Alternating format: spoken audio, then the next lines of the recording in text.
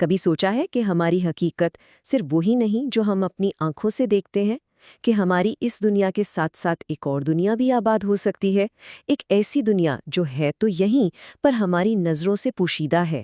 آج ہم آگ سے بنی اسی مخلوق یعنی جنوں کی نادیدہ حقیقت سے پردہ اٹھانے والے ہیں۔ تو یہ سب شروع کہاں سے ہوا؟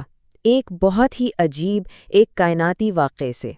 آسمانوں میں ایک ایسی ڈرامیٹک تبدیلی آئی جس نے جنوں کی پوری قوم کو حیران کر دیا اور انہیں ایک ایسی سچائی کی تلاش میں لگا دیا جس سے وہ بالکل بے خبر تھے۔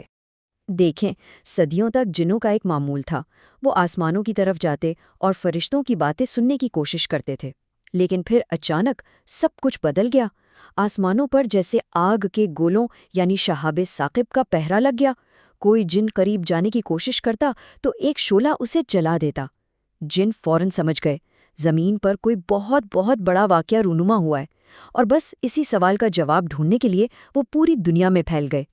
تو ایک طرف تو جن آسمانوں میں پریشان تھے، وہیں دوسری طرف زمین پر ایک بالکل الگ ہی داستان رقم ہو رہی تھی۔ یہ ایک نبی کی کہانی تھی جو اپنی زندگی کے شاید سب سے مشکل دور سے گزر رہے تھے، اذیت اور انکار کے لمحات۔ مکہ میں جب مخالفت حد سے بڑھ گئی تو نبی اکرم صلی اللہ علیہ وسلم ایک نئی امید کے ساتھ طائف کے شہر تشریف لے گئے، لیکن وہاں کے لوگوں نے نہ صرف آپ کے پیغام کو ٹھکرایا بلکہ شہر کے لڑکوں کو آپ کے پیچھے لگا دیا۔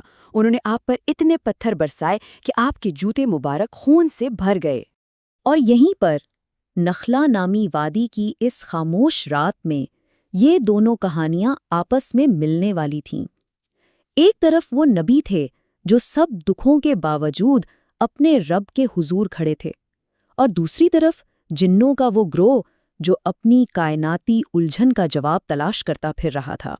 جب نبی صلی اللہ علیہ وسلم رات کی نماز میں قرآن کی تلاوت فرما رہے تھے تو جنوں کا وہی گروہ وہاں سے گزرا، اور جیسے ہی اللہ کا کلام ان کے کانوں میں پڑا وہ وہیں رک گئے، جیسے کسی نے انہیں جکڑ لیا ہو۔ انہوں نے اسے پورے دھیان سے سنا اور فوراً جان گئے کہ یہی ہے وہ عظیم واقعہ، یہی وہ کلام ہے جس کی وجہ سے آسمانوں پر پہرے بٹھا دیے گئے تھے۔ انہیں اپنا جواب مل چکا تھا۔ اور حیرانی کی بات یہ ہے کہ اپنی پوری قوم کی تاریخ بدلنے والا یہ گروہ کوئی بہت بڑا لشکر نہیں تھا، صرف 7 سے 9 جنوں پر مشتمل تھا، لیکن ایمان کی یہی چھوٹی سی چنگاری جب وہ واپس لے کر گئے تو اس نے آگے چل کر سینکڑوں اور جنوں کے دلوں میں ہدایت کا نور جلا دیا۔ اچھا، تو یہ قصہ تو ہو گیا، لیکن یہ جن آخر ہے کون؟ آئیے ذرا ان کی دنیا کو قریب سے دیکھتے ہیں اور سمجھتے ہیں کہ یہ مخلوق کیا ہے۔ دیکھیں، ان کا نام ہی ان کی سب سے بڑی پہچان ہے۔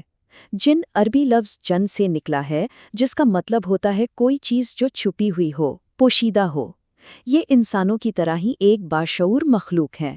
ان کے پاس بھی عقل ہے، ارادہ ہے، اچھے اور برے کی تمیز ہے۔ فرق صرف ان کی تخلیق کا ہے۔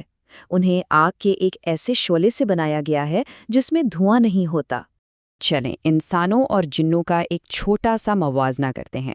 انسان مٹی سے بنے، جن آگ سے۔ ہم نظر آتے ہیں، وہ ہماری نظروں سے پوشیدہ ہیں، اور وہ ہم سے ہزاروں سال پہلے زمین پر آباد تھے۔ لیکن ان تمام فرق کے باوجود ایک چیز ہے جو ہم میں بالکل ایک جیسی ہے، ہمارا مقصد تخلیق۔ ہم دونوں کو صرف اور صرف ایک اللہ کی عبادت کے لیے بنایا گیا ہے۔ یہ سوچنا بھی ایک غلطی ہے کہ سارے جن ایک جیسے ہوتے ہیں۔ بالکل نہیں، ہماری طرح ان میں بھی الگ الگ قومیں ہیں، قبیلے ہیں، ان کے مذاہب بھی مختلف ہیں، کچھ مسلمان ہیں، کچھ کافر، یہاں تک کہ کچھ یہودی اور عیسائی عقائد کو بھی مانتے ہیں۔ تو ان کی دنیا بھی بالکل ہماری دنیا کی طرح ہی بہت متنوع ہے۔ اب یہ بھی بڑی دلچسپ بات ہے کہ جنوں کی بھی بنیادی طور پر 3 قسمیں ہیں۔ ایک قسم وہ ہے جو زمین کے جانوروں کی شکل اختیار کر سکتی ہے، جیسے سانپ اور بچھو وغیرہ۔ دوسری قسم ہوا کی طرح ہے جو اڑتی پھرتی ہے، اور تیسری جو سب سے اہم ہے وہ بالکل ہم انسانوں کی طرح ہے، جنہیں اپنے اعمال کا حساب دینا ہے اور جن کے لیے جزا اور سزا کا قانون ہے۔ جنوں کی دنیا کے بارے میں بہت سی کہانیاں اور غلط فہمیاں مشہور ہیں، تو چلیں کچھ افسانوں کو حقیقت سے الگ کرتے ہیں اور یہ بھی سمجھتے ہیں کہ ان کی دنیا ہماری دنیا سے کیسے جڑی ہے اور ان کے شر سے کیسے بچا جا سکتا ہے۔ شاید جنوں کے بارے میں جو سب سے بڑی غلط فہمی پائی جاتی تھی وہ یہ تھی کہ وہ غیب کا علم جانتے ہیں۔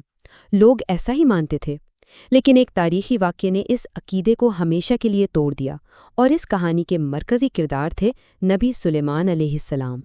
قصہ یوں ہے کہ حضرت سلیمان علیہ السلام نے جنوں کو ایک بہت بڑی تعمیر کے کام پر لگایا ہوا تھا۔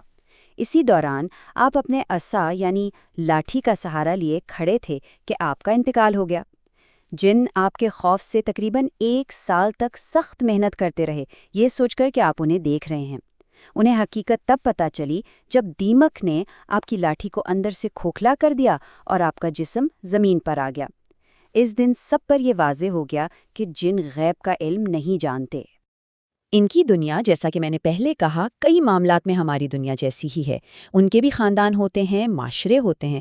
ان کی آبادی ہماری آبادی سے کہیں زیادہ ہے، لیکن کچھ چیزیں بہت منفرد ہیں، جیسے ان کی خوراک۔ وہ ہڈیاں ہیں جن پر اللہ کا نام لیا گیا ہو، جو ان کے لیے گوشت بن جاتی ہیں، اور سب سے دلچسپ بات، وہ ہم سے ڈر بھی سکتے ہیں، بالکل ویسے ہی جیسے کچھ انسان ان سے ڈرتے ہیں۔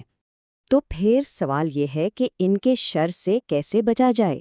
اس کے لیے ہمیں بہت ہی آسان لیکن طاقتور الفاظ کی ڈھال دی گئی ہے۔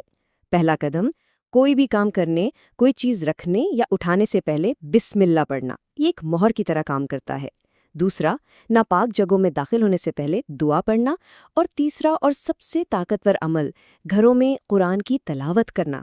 یہ نیک جنوں کو قریب لاتا ہے اور شریر جنوں کو دور بھگا دیتا ہے۔ آخر میں یہ ساری معلومات ہمیں ایک بہت گہرے سوال پر چھوڑ جاتی ہے کہ اگر عقل اور شعور رکھنے والی مخلوق کی ایک پوری دنیا ہمارے ساتھ ہی اسی زمین پر رہتی ہے، لیکن ہمارے حواس اسے محسوس نہیں کر سکتے، تو یہ اس چیز کی حدود کے بارے میں کیا بتاتی ہے جسے ہم حقیقت مانتے ہیں؟ اور نہ جانے اس وسیع کائنات میں اور کتنے راز پوشیدہ ہوں گے۔